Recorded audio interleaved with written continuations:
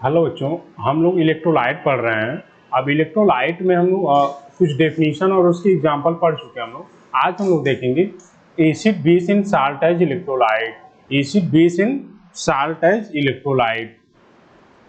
तो इसमें main point आपको याद रखना है कि जो एसिड और अल्कलीज होता है, acid and alkalis, acid and alkali, ठीक है, ये क्या होते हैं? ये जब हम वाटर में डिजोल्व करते हैं तो ये क्या होते हैं? आयोनाइज होते हैं, ठीक है, ये आयोनाइज हो जाते हैं। अब आयोनाइज या डिसोसिएट होता क्या है, ये एक दो लेक्चर के बाद आप लोग समझ जाओगे, ठीक है। तो अभी ये याद कर लो आप लोग कि एसिड और अल्कली क्या होता है। जब हम इसको एक्वस सॉल्यूशन में या वाटर में डिजोल्व करते हैं तो ये क्या होता है? ये आयोनाइज हो जाता है। वहीं जब बेस और साल्ट को हम करते हैं, बेस या फिर सॉल्ट को, अगर बेस या सॉल्ट को डिजोल्व करते हैं, बेस या फिर सॉल्ट, ठीक है, तो ये क्या होता है? ये डिसोसिएट हो जाता है, डिसोसिएट हो जाता है। ये डिसोसिएटेड इन मोल्टेन स्टेट। ये क्या हो जाता है? मोल्टेन स्टेट में क्या हो जाता है? डिसोसिएट हो जाते हैं। तो ये मेन पॉइंट आपको याद रखना है कि एसिड और अल्कली क्या होते हैं? आयोनाइज हो जाते हैं इन वाटर में, आयोनाइज इन वाटर, ठीक है, यहाँ पे लिख दे रहे हैं आयोनाइज इन वाटर। लेकिन अगर बेस और साल्ट है तो क्या हो जाते हैं? वो डिसोसिएट हो जाते हैं, ठीक है। अब देखो, ये दोनों ही जब हम आयोनाइज और डिसोसिएट होते हैं वाटर या एक्वस सॉल्यूशन में, तो हमारे पास क्या मिलेगा? हमारे पास फ्री मोबाइल आयंस मिलेंगे। क्या होंगे? फ्री मोबाइल आयंस मिलेंगे। तो ये क्या हो जाएंगे? फ्री मोबाइल आयन हमें मिल जाएंगे।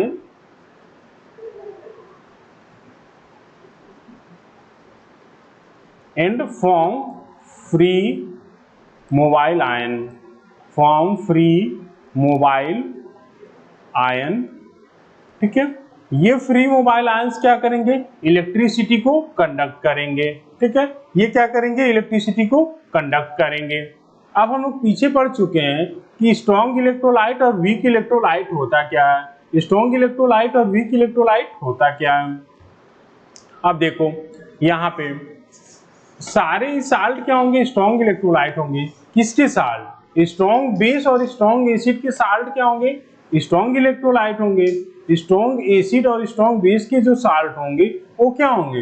वो स्ट्रॉन्ग इलेक्ट्रोलाइट हो जाएंगे। लेकिन अगर वीक एसिड और वीक बेस का साल्ट है तो क्या हो जाएगा? वो हो जाएगा वीक इलेक्ट्रोलाइट, ठीक है। अब देखो, degree of ionization, degree of ionization, degree of ionization, degree of ionization, degree of ionization क्या होता है? Number of molecule, number of molecule, number of molecule dissociated, dissociated, ठीक है, upon number of molecule dissociated upon total number of molecule, total number of molecule, total number of molecule, ठीक है, multiplied by 100। ये हो गया degree of ionization का formula. Degree of ionization को हम लोग रिप्रेजेंट करते हैं अल्फा से। अब देखो डिग्री ऑफ आयोनाइजेशन कैसे निकालेंगे। सपोज करो हमारे पास क्या है? 100 मॉलिक्यूल्स ऑफ एसिड है या फिर सॉल्ट है। 100 मॉलिक्यूल्स ऑफ, 100 मॉलिक्यूल्स हैं, 100 मॉलिक्यूल ऑफ साल्ट है, ठीक है, जिसमें से क्या हो जा रहा है? 30 क्या हो जा रहा है? डिसोसिएट हो जा रहे हैं। 30 क्या हो जा रहे हैं? डिसोसिएट हो जा रहा है, ठीक है। उसमें से 30 मॉलिक्यूल क्या हो जा रहे हैं? डिसोसिएट हो जा रहे हैं। तो जो अल्फा का फॉर्मूला होगा वो क्या हो जाएगा? नंबर ऑफ मॉलिक्यूल डिसोसिएटेड कितना है? 30 अपन टोटल नंबर ऑफ मॉलिक्यूल कितना है? 100 मल्टीप्लाइड बाई 100, ठीक है। ये वैल्यू किस में आता है? परसेंट में आता है। तो ये क्या हो जाएगा? अल्फा की वैल्यू हो जाएगी 30%। अल्फा की वैल्यू क्या हो जाएगी 30%। ठीक है, तो यहाँ पे इसका मतलब क्या हुआ कि 30% मालिक्यूल क्या हो जा रहे हैं, आयोनाइज हो जा रहे हैं। 30% मालिक्यूल क्या हो जा रहे हैं, आयोनाइज हो जा रहे हैं, जो हम लोग एसिड ले रहे हैं। तो ये समझो अगर अल्फा की वैल्यू 30 से ज्यादा है तो इसका मतलब है ये स्ट्रॉन्ग इलेक्ट्रोलाइट है। अगर अल्फा की वैल्यू 30% से ज्यादा है तो स्ट्रॉन्ग इलेक्ट्रोलाइट होगा। अगर 30% से कम है तो क्या हो जाएगा, वीक इलेक्ट्रोलाइट होगा। ठीक है, ये हो गया डिग्री ऑफ आयोनाइजेशन के बारे में। अब यहाँ पे कुछ एग्जांपल दिए हुए हैं स्ट्रॉन्ग इलेक्ट्रोलाइट और वीक इलेक्ट्रोलाइट और स्ट्रॉन्ग इलेक्ट्रोलाइट। एसिड, बेस और साल्ट में हम डिवीजन कर रहे हैं कि एसिड में कौन स्ट्रॉन्ग इलेक्ट्रोलाइट होगा और कौन वीक इलेक्ट्रोलाइट होगा। बेस में कौन स्ट्रॉन्ग इलेक्ट्रोलाइट होगा और कौन वीक इलेक्ट्रोलाइट होगा, और सॉल्ट में कौन स्ट्रॉन्ग इलेक्ट्रोलाइट होगा और कौन वीक इलेक्ट्रोलाइट होगा। ठीक है, तो अब देखो सबसे पहले हम लोग देखेंगे एसिड में। एसिड में स्ट्रॉन्ग इलेक्ट्रोलाइट, स्ट्रॉन्ग इलेक्ट्रोलाइट। ठीक है, तो जो मिनरल एसिड होते हैं, जो मिनरल एसिड होते हैं वो क्या होंगे, स्ट्रॉन्ग इलेक्ट्रोलाइट हो जाएंगे। मिनरल एसिड क्या हो जाएंगे, मिनरल एसिड स्ट्रॉन्ग इलेक्ट्रोलाइट हो जाएंगे एक्सेप्ट फॉर H2CO3। ठीक है, देखो तो हम मिनरल एसिड को एक्वस सॉल्यूशन में डिसॉल्व करेंगे। जैसे HCl है, HCl है, इसको अगर हम एक्वस सॉल्यूशन में डिसॉल्व करेंगे तो क्या हमें मिलेगा, H प्लस और Cl minus ion, H plus और Cl माइनस आयन। ठीक है, ये हमें मिल जाएगा। अगर हम लोग क्या करें, HNO3 को एक्वस सॉल्यूशन में डिसॉल्व करेंगे तो हमें क्या मिलेगा, H प्लस और नाइट्रेट आयन, H प्लस और नाइट्रेट आयन हमें मिल जाएगा। ठीक है,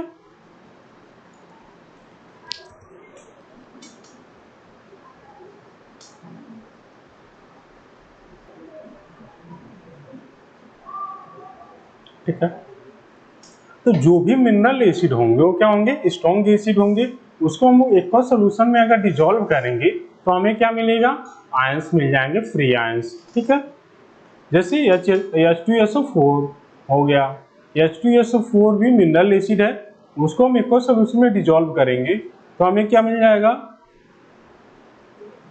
H प्लस और SO4 मतलब सल्फेट आयन मिल जाएगा।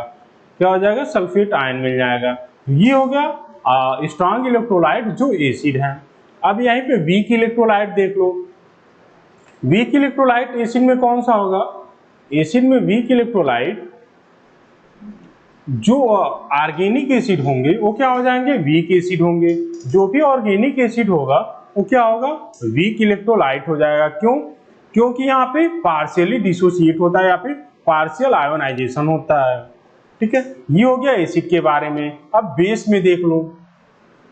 बेस में देखो कौन सा बेस है जो क्या होगा, स्ट्रॉन्ग इलेक्ट्रोलाइट होगा। पोटेशियम और सोडियम के जो हाइड्रोक्साइड होंगे, पोटेशियम और सोडियम के जो हाइड्रोक्साइड होंगे वो क्या हो जाएंगे, स्ट्रॉन्ग इलेक्ट्रोलाइट होंगे। मतलब ये समझो जो स्ट्रॉन्ग अल्कली है वो क्या हो जाएगा, स्ट्रॉन्ग इलेक्ट्रोलाइट भी हो जाएगा। स्ट्रॉन्ग जो अल्कली है वो क्या हो जाएंगे, जो स्ट्रॉन्ग अल्कली है, स्ट्रॉन्ग अल्कली क्या है, वो स्ट्रॉन्ग इलेक्ट्रोलाइट भी हैं। स्ट्रॉन्ग अल्कली स्ट्रॉन्ग इलेक्ट्रोलाइट भी हैं। ठीक है,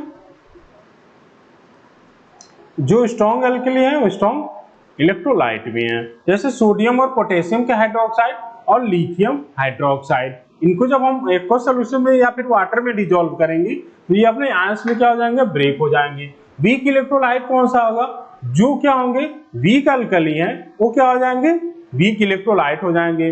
आप लोग एग्जांपल एसिड बेस में पढ़े होंगे, अमोनियम हाइड्रोक्साइड और कैल्शियम हाइड्रोक्साइड क्या है, वीक अल्कली है, तो क्या हो जाएगा, वो वीक और इलेक्ट्रोलाइट भी हो जाएगा।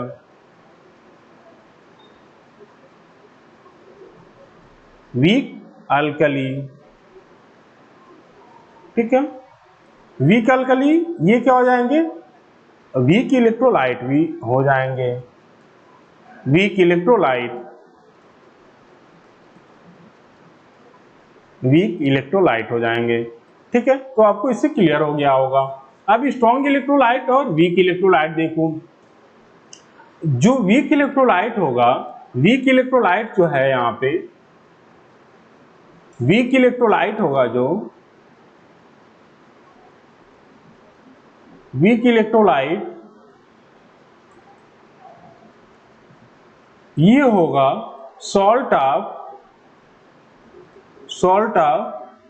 Weak acid and weak base. Salt of weak acid and weak base जो होगा वो क्या हो जाएगा, वीक इलेक्ट्रोलाइट का एग्जाम्पल हो जाएगा। ठीक है, ये हो जाएगा वीक इलेक्ट्रोलाइट का। जैसे यहाँ पे देख लो एग्जाम्पल है लेड एसीटेट का,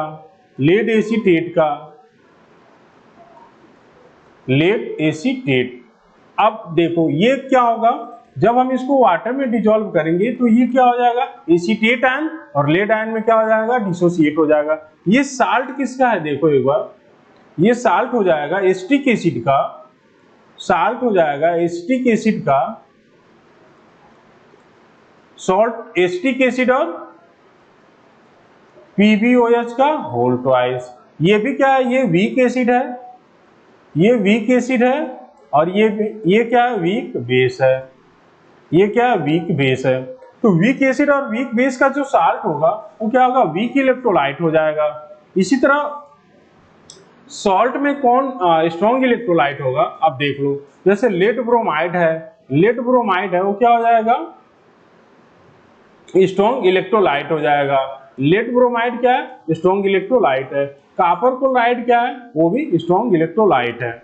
सिल्वर नाइट्रेट वो भी क्या है, स्ट्रॉन्ग इलेक्ट्रोलाइट है। तो ये तीन आपको एग्जांपल याद रखने हैं।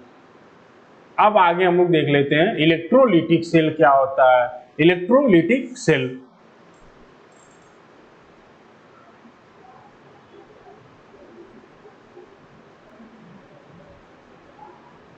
अब देखो इलेक्ट्रोलिटिक सेल क्या होता है। इलेक्ट्रोलिटिक सेल, तो इसमें जो आपको पहला पॉइंट्स मेन है जो याद रखना है, इलेक्ट्रोलिटिक सेल क्या करता है, इलेक्ट्रिकल एनर्जी को कन्वर्ट कर देता है केमिकल एनर्जी में। तो इलेक्ट्रोलिटिक सेल जो है, electrolytic cell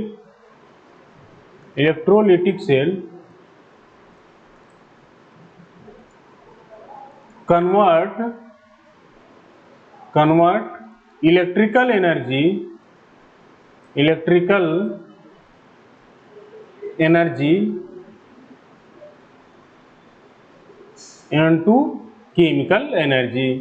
into chemical energy, ये आपको याद रखना है। अब देखो इलेक्ट्रोलिटिक सेल का फॉर्मेशन हम लोग कैसे करेंगे। हम क्या करेंगे, एक नॉन कंडक्टिंग वेसल ले लेंगे, नॉन कंडक्टिंग क्या ले लेंगे, वेसल ले लेंगे, और उसमें दो इलेक्ट्रोड को हम लोग क्या करेंगे, इलेक्ट्रोलाइट के सोल्यूशन में हम लोग क्या करेंगे, उसमें डिप कर देंगे। जैसे ये मान लो ये है हमारे पास नॉन कंडक्टिंग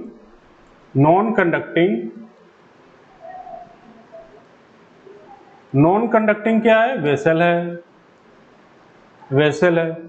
इसमें क्या है, इसमें इलेक्ट्रोलाइट का सोल्यूशन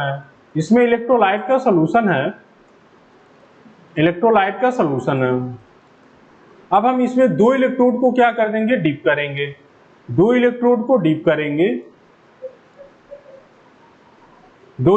डिप करेंगे। ये क्या है, ये इलेक्ट्रोड है, दिस इज इलेक्ट्रोड,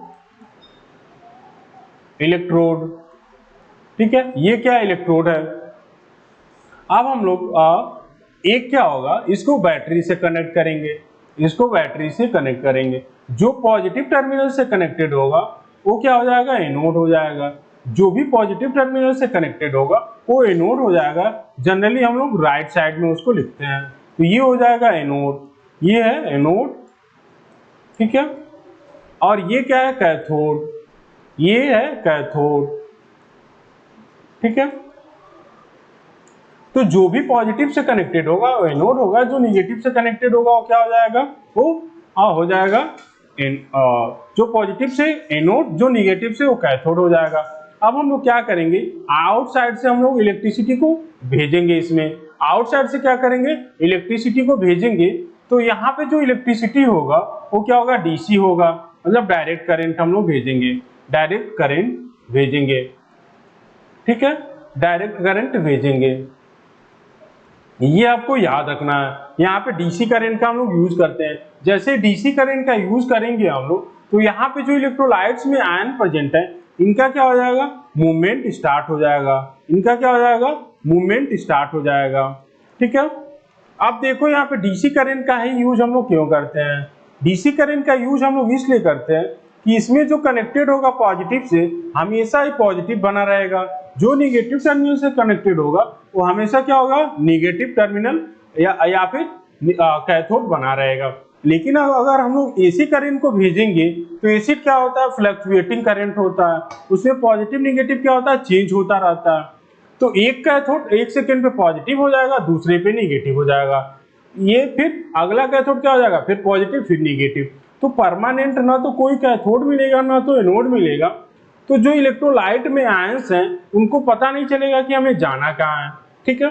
तो इसीलिए डायरेक्ट करंट का हम लोग यूज करते हैं। डायरेक्ट करंट में एक परमानेंट के लिए पॉजिटिव होगा, एक निगेटिव होगा। तो जो भी यहाँ पे पॉजिटिव आयंस होंगे वो कैथोड की तरफ मूवमेंट करेंगे और जो निगेटिव आयंस होंगे वो एनोड की तरफ मूवमेंट करेंगे, ठीक है। ये हो गया पूरा स्ट्रक्चर एक इलेक्ट्रोलिटिक सेल का। इलेक्ट्रोलिटिक सेल क्या होता है, ऐसे सिस्टम जो क्या करते हैं, इलेक्ट्रिकल एनर्जी को केमिकल एनर्जी में कन्वर्ट करते हैं with the help of electro. इसमें क्या होता है, इलेक्ट्रोलाइट का सोल्यूशन होता है, 2 इलेक्ट्रोड्स होते हैं और डायरेक्ट करंट हम लोग इसमें पास करते हैं। ये 3-4 चीजें आपको याद रखनी है, ठीक है। अब देखो इलेक्ट्रोकेमिकल सेल क्या होता है। इलेक्ट्रोकेमिकल सेल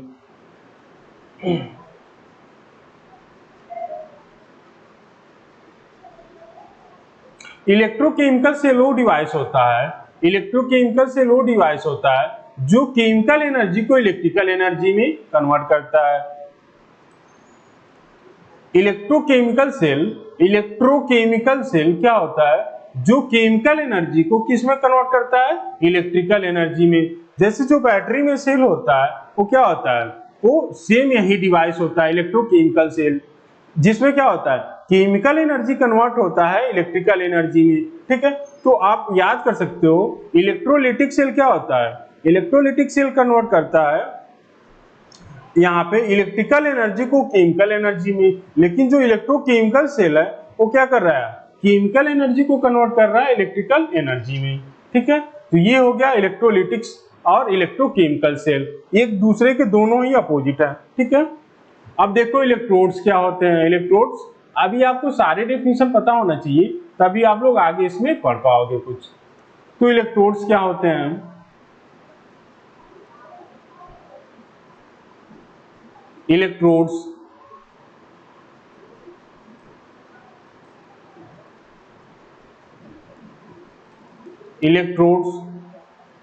इलेक्ट्रोड्स देखो, 2 metal plates or wire or graphites or gas carbon rod immersed in the electrolyte through which the current enter and leave the electrolytic cell are called electrodes। तो electrode एक तरह से क्या होते हैं, conducting rods होते हैं, जिसको हम लोग इलेक्ट्रोलाइट सॉल्यूशन में क्या करते हैं, डीप करते हैं। तो जिससे क्या होता है, करंट लीव करता है या इलेक्ट्रोलिटिक सेल से और उसी से इंटर भी करता है। तो हम लोग लिख देंगे इलेक्ट्रोड्स का, two conducting rods two conducting rod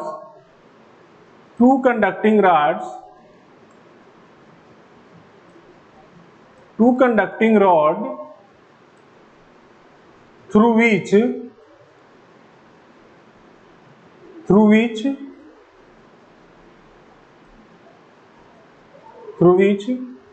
current enter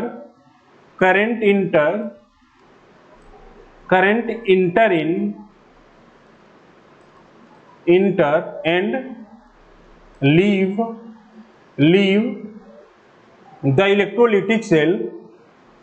the electrolytic cell leave the electrolytic cell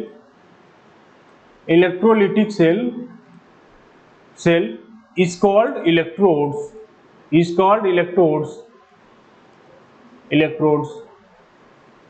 अब ये तो हो गया डेफिनेशन। देखो यहाँ ऊपर वाले फिगर में ये क्या है, दोनों इलेक्ट्रोड्स हैं, ये है एनोड और ये है कैथोड। यहां से करंट क्या हो रहा है, इंटर कर रहा है। ये क्या है, आई का डायरेक्शन है, और यहां से क्या कर रहा है, यहां से करंट लीव कर रहा है। तो एनोड से क्या हो रहा है, एनोड से करंट इंटर कर रहा है, और कैथोड से क्या हो रहा है, करंट लीव कर रहा है। तो इलेक्ट्रोड्स क्या होते हैं, कंडक्टिंग रॉड्स होते हैं, जिसके द्वारा क्या होता है, करंट इंटर और लीव करता है इलेक्ट्रोलिटिक सेल में।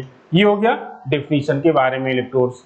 ठीक है, अब देखो एनोड और कैथोड क्या होते हैं। एनोड और कैथोड क्या होते हैं, एनोड हम लोग बोलेंगे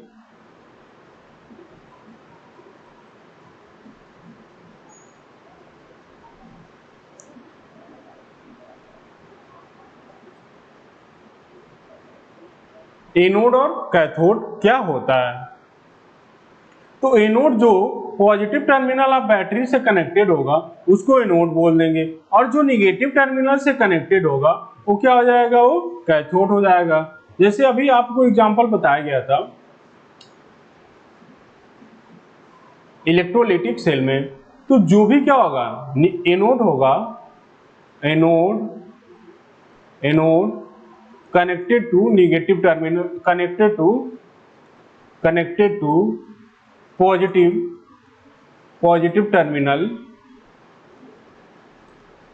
टर्मिनल ऑफ बैटरी।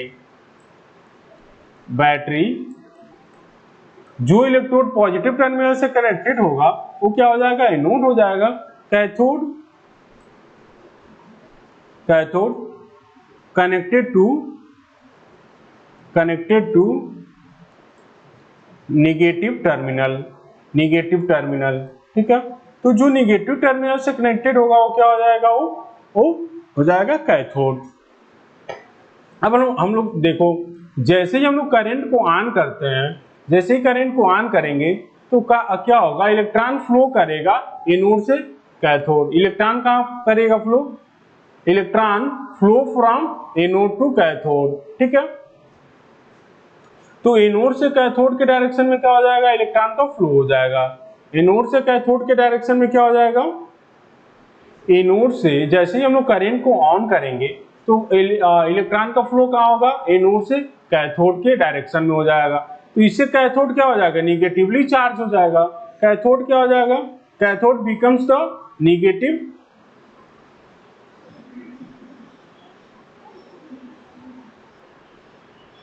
ठीक है। तो देखो, जो भी एनोड हम लोग किसको बोलेंगे, जो पॉजिटिव से कनेक्टेड होगा वो एनोड हो जाएगा, जो निगेटिव से कनेक्टेड होगा वो कैथोड हो जाएगा। जैसे ही हम लोग करंट को ऑन करेंगे, इलेक्ट्रोलिटिक सेल में, तो देखो क्या होता है, हम आपको बता देते हैं एक फिगर बना के। इसको हटा देते हैं और एक फिगर आपको बना के बताया जा रहा है। ये मान लो हमारे पास एक इलेक्ट्रोलिटिक सेल है। ये क्या है, दो रॉड है, ये वाला कनेक्टेड है, ये है पॉजिटिव टर्मिनल से कनेक्टेड है, ये पॉजिटिव से, और ये क्या है, निगेटिव टर्मिनल से कनेक्टेड है। ठीक है, ये क्या हो जाएगा, एनोड हो जाएगा, और ये क्या हो जाएगा, कैथोड हो जाएगा। जैसे ही हम लोग करंट को ऑन करेंगे तो इलेक्ट्रॉन का फ्लो कहाँ हो जाएगा, एनोड से कैथोड के डायरेक्शन में हो जाएगा, एनोड से कैथोड के डायरेक्शन में हो जाएगा। तो कैथोड क्या हो जाएगा, निगेटिवली चार्ज हो जाएगा। ये क्या हो जाएगा, निगेटिवली चार्ज हो जाएगा, ये निगेटिवली चार्ज हो जाएगा, निगेटिवली चार्ज हो जाएगा। जिससे क्या होगा, जिससे इलेक्ट्रॉन्स क्या होंगे, इंटर करेंगे। इलेक्ट्रॉन इससे क्या करेंगे, कैथोड के द्वारा इलेक्ट्रॉन क्या करते हैं, इलेक्ट्रोलाइट में इंटर करेंगे। Through the cathode electron इंटर्स in electrolyte. ठीक है, और एनोड से क्या होंगे, एनोड से इलेक्ट्रॉन क्या करेंगे, लीव करेंगे। एनोड से क्या होंगे, इलेक्ट्रोलिटिक सॉल्यूशन से लीव करेंगे। एनोड से इलेक्ट्रॉन क्या करेंगे, इलेक्ट्रोलिटिक सेल से लीव करेंगे, और कैथोड से क्या होगा, इलेक्ट्रॉन इंटर करेंगे इलेक्ट्रोलिटिक सॉल्यूशन में। ठीक है, तो ये आपको याद रखना है। The cathode becomes the negative electrode by which electron enter the electrolyte and the anode become the positive electrode by which electrons leave the electrolyte। एक बात और याद रख सकते हो, ये है करंट का डायरेक्शन, तो इलेक्ट्रॉन का डायरेक्शन क्या होगा, इसके अपोजिट होगा। ये है करंट का डायरेक्शन, देखो ये है करंट का डायरेक्शन, तो इलेक्ट्रॉन का डायरेक्शन क्या होगा, इसके उल्टा होगा। तो यहाँ पे कैथोड से क्या होंगे, इलेक्ट्रॉन इंटर करेंगे इलेक्ट्रोलिटिक सॉल्यूशन में, और एनोड से क्या होंगे, इलेक्ट्रॉन लीव करेंगे इलेक्ट्रोलिटिक सॉल्यूशन से। ठीक है, अब देखो द इलेक्ट्रोड विच इज, अब हमें कैसे याद रखना है, एनोड पे क्या होगा, एनोड पे एनायंस आएंगे, एनायंस आएंगे। ठीक है, और इनका क्या हो जाएगा, ऑक्सीडेशन होगा। एनोड पे क्या आएंगे, एडिशन ऑफ एनायन हो जाएगा, और उनका क्या हो जाएगा, ऑक्सीडेशन हो जाएगा। ठीक है, क्यों, क्योंकि एनोड क्या है, ये पॉजिटिव चार्ज है, एनोड क्या है, पॉजिटिव चार्ज है, और एनायंस क्या होता है, नेगेटिव चार्ज है। दोनों एक दूसरे को क्या करेंगे, अट्रैक्ट करेंगे। ठीक है, तो एनोड पे एनायंस का अट्रैक्शन हो जाएगा, और उनका क्या हो जाएगा, उनका हो जाएगा ऑक्सीडेशन। उसी तरह कैथोड देखो, कैथोड क्या होता है, निगेटिवली चार्ज होता है। कैथोड निगेटिवली चार्ज होता है, तो उसपे कौन सा आयन का अट्रैक्शन हो जाएगा, केटायंस का हो जाएगा। ठीक है, केटायंस क्या होते हैं, पॉजिटिव चार्ज होते हैं, इनका क्या हो जाएगा, रिडक्शन हो जाएगा। तो आपको याद रखना है कि एनोड पे अट्रैक्ट होंगे एनायंस, और उनका हो जाएगा ऑक्सीडेशन, मतलब एनोड पे ऑक्सीडेशन होगा, कैथोड पे अट्रैक्ट होंगे केटायन, और उनका क्या हो जाएगा, रिडक्शन हो जाएगा। ठीक है, ये आपको याद रखने हैं। अब देखो difference between anode and cathode. तो एनोड हम लोग किसको बोलेंगे, जो बैटरी के पॉजिटिव टर्मिनल से कनेक्टेड होगा उसको एनोड बोल देंगे। और देखो यहाँ पे क्या होंगे, एनायंस का माइग्रेशन होगा, एनोड पे कौन से आयन आएंगे, एनायंस आएंगे, और ये क्या होगा, ये ऑक्सीडाइजिंग एजेंट होगा, ये क्या होगा, ऑक्सीडाइजिंग एजेंट होगा। ठीक है, अभी आप लोग समझ जाओगे आगे चल के, ऑक्सीडाइजिंग एजेंट होगा, और एनोड पे क्या होता है, ऑक्सीडेशन होता है, एनोड पे ऑक्सीडेशन होता है। कैथोड उसी तरह याद कर लो, कैथोड क्या होता है, जो बैटरी के निगेटिव टर्मिनल से कनेक्टेड होगा वो क्या होगा, वो कैथोड हो जाएगा। कैथोड पे किसका माइग्रेशन होता है, केटायंस का होता है। ठीक है, और ये क्या होता है, रिड्यूसिंग इलेक्ट्रोड होता है, रिड्यूसिंग इलेक्ट्रोड होता है, और ये यहाँ पे क्या होता है, रिडक्शन होता है। ठीक है, तो ये हो गया कैथोड और एनोड के बीच में डिफरेंस। दो तीन डिफरेंस आपको पता होना चाहिए। आयंस क्या होता है, देख लो इसी में नीचे आयंस का डेफिनेशन दे रहा है। आयंस क्या होता है, एटम होता है या फिर ग्रुप ऑफ एटम होता है जिसपे कोई ना कोई चार्ज प्रेजेंट होता है। आयंस क्या होता है, ions atom or group of atom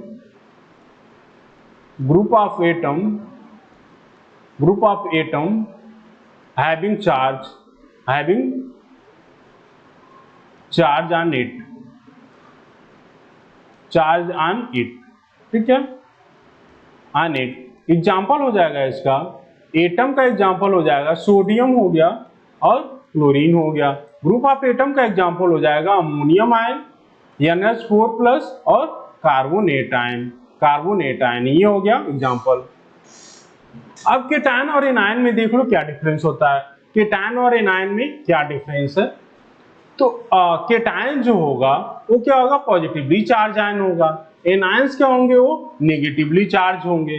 cation क्या होगा, पॉजिटिवली चार्ज होगा, और एनायन क्या होगा, नेगेटिवली चार्ज होगा।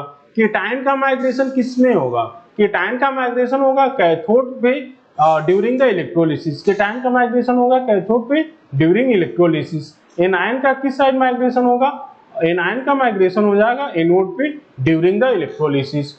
केटायन क्या करेंगे, देखो केटायन क्या करेंगे, gain electron from cathode and get reduced to become a neutral atom. Cation क्या होगा, इलेक्ट्रॉन को गेन करेगा कैथोड से और वो क्या हो जाएंगे, न्यूट्रल एटम हो जाएंगे। एनायंस क्या करेंगे, इलेक्ट्रॉन को लूज करेंगे और क्या हो जाएगा इनका, ये भी ऑक्सीडाइज होके न्यूट्रल एटम में कन्वर्ट हो पाएंगे। ठीक है, तो ये जो तीसरा वाला पॉइंट है ये आप लोग आगे समझ जाओगे। ठीक है, तो ये हो गया अभी तक कुछ डेफिनेशन के बारे में।